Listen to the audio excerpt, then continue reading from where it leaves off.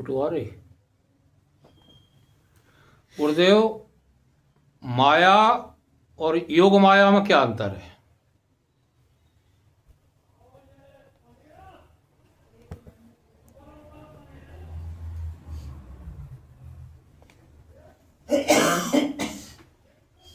श्रीमद् भगवद गीता में ये श्लोक सभी का याद किया हुआ है। भगवान कहते हैं कि मैं अपनी योग माया से प्रकट होता। 2-3 श्लोक हैं। अजो अपि सन अव्ययात्मा ईश्वरो अपि सन प्रकृतिम स्वाम अधिष्ठाय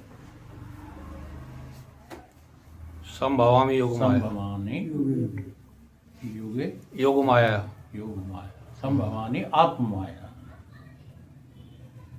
इस श्लोक में भी उन्होंने जो है योग माया का ही जिक्र किया है। और यदा यदा ही धर्मस्य, इस श्लोक में भी योग माया का जिक्र किया है। तो एक जगह अर्जुन को तो स्पष्ट जो है समझाने के लिए कहा कि ईश्वरा सर्वभूतानां हृदयस्य अर्जुन तिष्ठति भ्रमयान सर्वभूतानि यंत्र रूढ़ानि माया। यहाँ भी योग माया का ही जिक्र किया है। तो योग माया उसको कहते हैं जब हम इस माया के ऊपर आरूढ़ हो जाते हैं, माया को अपने बस में जो है कर लेते हैं। भगवान का जन्म कैसे होता है? माया को अधीन करके होता है। और जीव का जन्म कैसे होता है? माया के अधीन होकर के होता है। तो जो माया के अधीन होते हैं वो जो है जीवत्व को प्राप्त होते हैं। और जो माया को अधीन करके जो है संसार में आते हैं वो प्रकट होते हैं। उनका जन्म कभी होता नहीं है, उनकी मृत्यु कभी होती नहीं है, बल्कि वो जन्मते हुए मरते हुए से दिखते हैं। जैसे अवतारी पुरुष जो है जन्म मृत्यु को कभी प्राप्त नहीं होता, परंतु फिर भी उनका जन्म और उनकी मृत्यु दिखती है।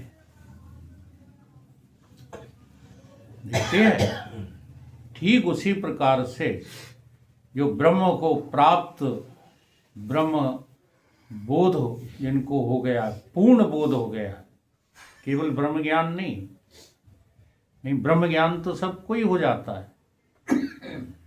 जिसे वास्तविकता का पता चल गया है वो भी इस माया पर आरूढ़ हो जाता है।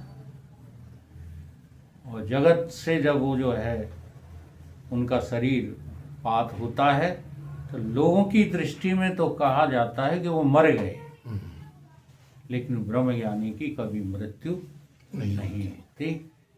क्यों? क्योंकि उसके समझ में माया कोई चीज नहीं है। जब ये बात समझ में आ जाती है, देखो चाहे कुछ कर लेना, आप माया को बस में नहीं कर सकते।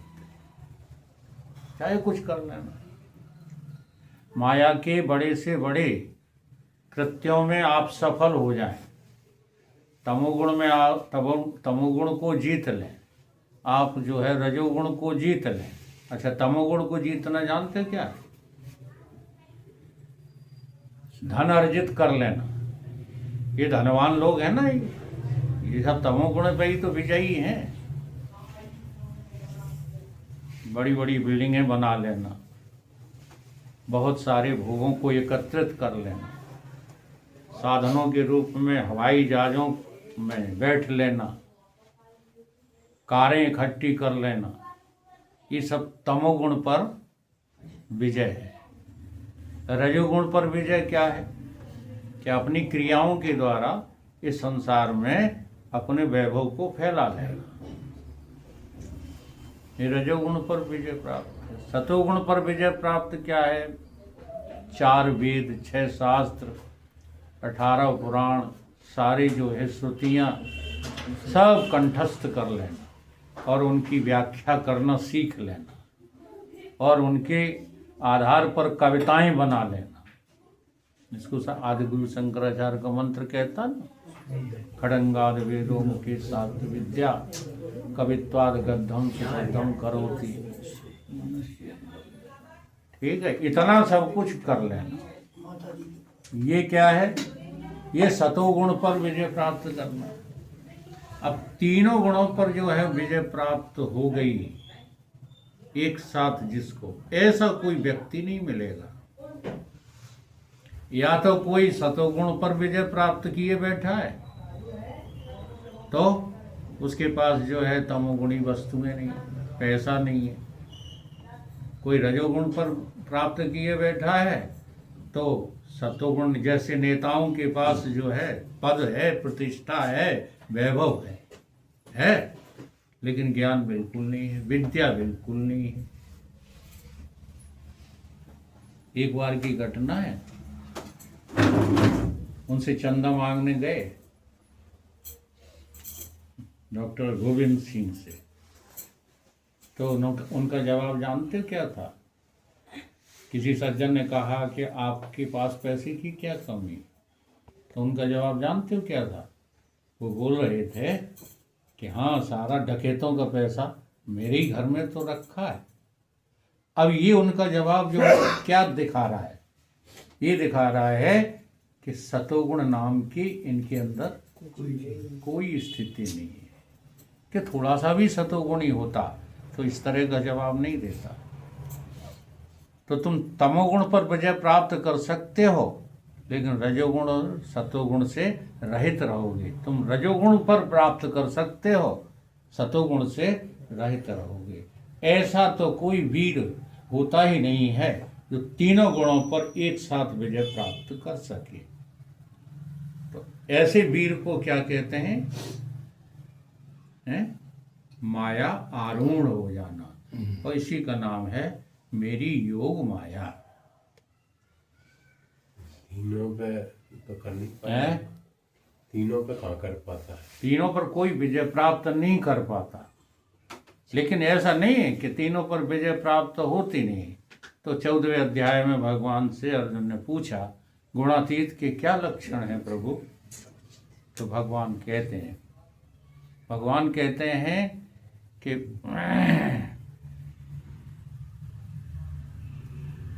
देखो उड़ा जा रहा है,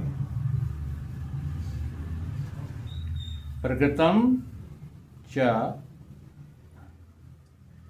चलो हिंदी में बता देते हैं, सूत्र याद नहीं आ रहा, कि जिसने प्रकृति पर जो है विजय प्राप्त कर ली,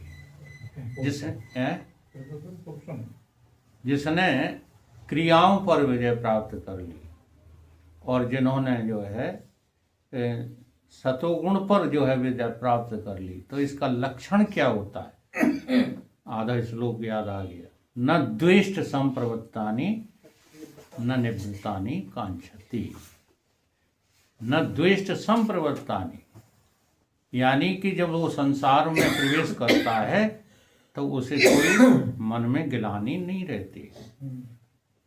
न द्वेष्ट संप्रवृत्तानि न निवृत्तानि कांक्षति, और संसार के किसी भी काम से वो निवृत्त नहीं होना चाहता कि हम ये नहीं करेंगे, हम वो नहीं करेंगे, ऐसा उसका कोई जो है निश्चय नहीं रहता। सब में रह करके अलग रहने की जो कला आती है वो किस में आ जाती है? जो योग माया को समझता है, इसी का नाम योग माया। माया चेतन की चैतन्यता को सताती है, माया, ठीक है। और योग माया चेतन की चैतन्यता की सहयोगी होती है। इसलिए ज्ञानी को कभी न मृत्यु प्राप्त होती है न जन्म प्राप्त होता है। तो भगवान जो है वो ज्ञानी है कि अज्ञानी है? ज्ञानी। तो बस योगारूढ़ होकर के वो जगत में आते हैं। यही दोनों की भिन्नता है, माया और योग माया।